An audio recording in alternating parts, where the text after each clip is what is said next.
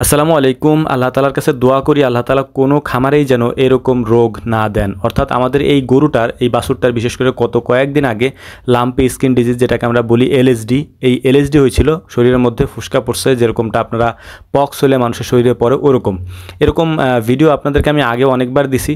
তো আমাদের এই বাছুরটা আপনারা অনেকে হয়তো দেখছেন যারা আমাদের নিয়মিত ভিডিও দেখেন। বেশ কিছুদিন আগে আমরা একটা গাভী কিনে আনছিলাম, সেটার সাথে এই বাছুরটা ছিল। তো আমাদের খামারে ম্যাক্সিমাম গরুই হচ্ছে লাম্পি স্কিন ডিজিজ অর্থাৎ এলএসডি হয়েছে।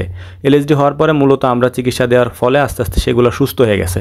তো এই গরুগুলো যেহেতু খামারে নতুন আসছে, ওরা হচ্ছে এখানে আসার পরেই বেশ কয়েক মাস পরেই আক্রান্ত হয়। আক্রান্ত হওয়ার পরে এখন ওদের এই অবস্থা আর কি। তো এইটার কোনো চিকিৎসা তেমন একটা নাই, এটা আপনাদেরকে আমি আগেও বলছি। যেহেতু এটা ভাইরাসজনিত রোগ, এটার মূল চিকিৎসাটাই হচ্ছে যত্ন, এবং আপনি যত বেশি যত্ন করতে পারেন তত বেশি দ্রুত এটা সুস্থ হওয়ার সম্ভাবনা থাকে। তো গত কয়েকদিনের দেশের অবস্থা ওরকম থাকার কারণে আমার আসলে আমার মেইন চ্যানেলের ভিডিও বানানোর কারণে, তারপর হচ্ছে আমি অনলাইনের বিষয়গুলো নিয়ে একটু ব্যস্ত থাকার কারণে গরুর দিকে একটু তেমন মনোযোগ দিতে পারিনি।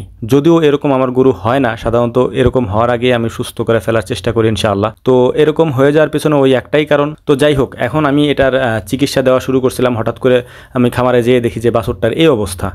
আমার আব্বা অত কিছু বুঝে না, অত বুঝায়ও না আমারে। আমি টেনশন করবো এই জন্য হয়তো আমার অনেক কিছু বলে না। তো যাই হোক, এরকম দেখার পরে আমার খুব খারাপ লাগতেছিল। তারপরে চিকিৎসা শুরু করলাম। মূলত এক ভাইরে ফোন দিলাম, তার কাছে কিছু পরামর্শ নিলাম, নিজে কিছু পরামর্শ আবিষ্কার করলাম, এবং সব কিছু মিলায় ওরে প্রথমে হচ্ছে, যেহেতু এই রোগের প্রথম সমস্যা হচ্ছে সারা শরীরের মধ্যে ওইরকম পক্সের মতো ফুসকা পড়ে আর কি, এবং সেগুলো ফুলে যায়। আপনারা দেখতেই পাচ্ছেন ওর যে গলার যে কম্বল বলে আমরা যেটা, ওইটা একেবারে ফুলে গেছে পুরোটাই আর কি। তো এটা ফুলার ফলে প্রত্যেকটা গরুর আলাদা আলাদা সিমটম থাকে। আমাদের এই বাছুরটার বিশেষ করে লাম্পি স্কিন ডিজিজের সব ধরনের সিমটম ওর মধ্যে আছে, কোনোটা বাদ পড়ে নেই। তো যাই হোক, প্রাথমিক পর্যায়ে হচ্ছে আমি ওর শরীরটা সম্পূর্ণ মুছাই দিলাম, কারণ গায়ে জ্বর ছিল। আর এই কী চিকিৎসা দিতে হবে আমি সেগুলো আপনাদেরকে বলে দেবো। আপনারাও ঠিক এভাবে চিকিৎসা দেওয়ার চেষ্টা করবেন। তবে সবথেকে বড় বিষয় হচ্ছে অনেকে ঘাবড়ে যায় আর কি। ঘাবড়ে যাওয়ার ফলে এই গরুগুলার মৃত্যু হয়। যাই হোক, তো আমরা প্রথমে গরুটাকে সুন্দর করে মুছাই দিলাম। মুছাই দেওয়ার পরে আমি একটু ভুসি ছিল, ওই ভুসিটারে হচ্ছে বোতলের ভিতর ভরে ওরে খাওয়াই দিছে আর কি। এরপরে গরুটা যেহেতু মাথা একেবারে নিচে দিয়ে পড়তেছিল, আর গরুর মাথা ওরকম দিতে পারেন আমরা জানি, যে কারণে হচ্ছে আমি একটা বস্তার মধ্যে সুন্দর করে হচ্ছে কতগুলো খড় ঢুকাই দিছি। ঢুকাই দেওয়ার পরে ওর কিছু খড় ওর মুখেও দিলাম, দেখলাম যে হালকা চাবাইতে পারে আর কি, মুখের মধ্যেও হয়। তো এটা হওয়ার পরে মূলত ওকে এখন আমি দুধ খাওয়াবো। ওর মার দুধও ভালো মতো টাইনে খাইতে পারতেছিল না।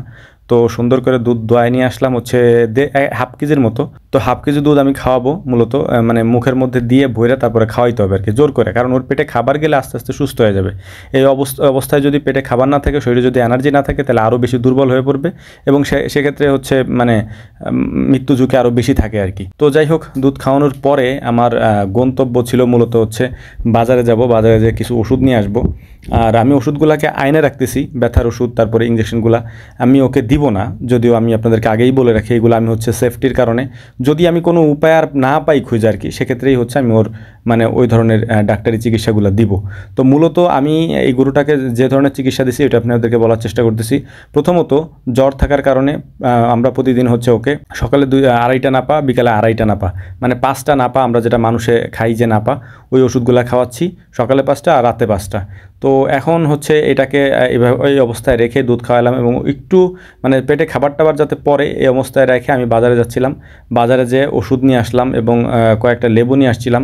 এই লেবু নিয়ে আসার পেছনে কারণ হচ্ছে, লেবু হচ্ছে ভিটামিন সি, এবং ওদের শরীরে যেহেতু এটা স্কিন ডিজিজ, তো এটার জন্য লেবু অনেক বেশি উপকারী আর কি। তো লেবু এবং ওষুধ নিয়ে আসছি। আসার পরে মূলত ওষুধ আমি পুশ করতে চাইছিলাম, কিন্তু পরবর্তীতে দেখলাম যে না, ওষুধ পুশ করাটা ঠিক হবে না হয়তো এই অবস্থায়। তো সেটার করি নাই।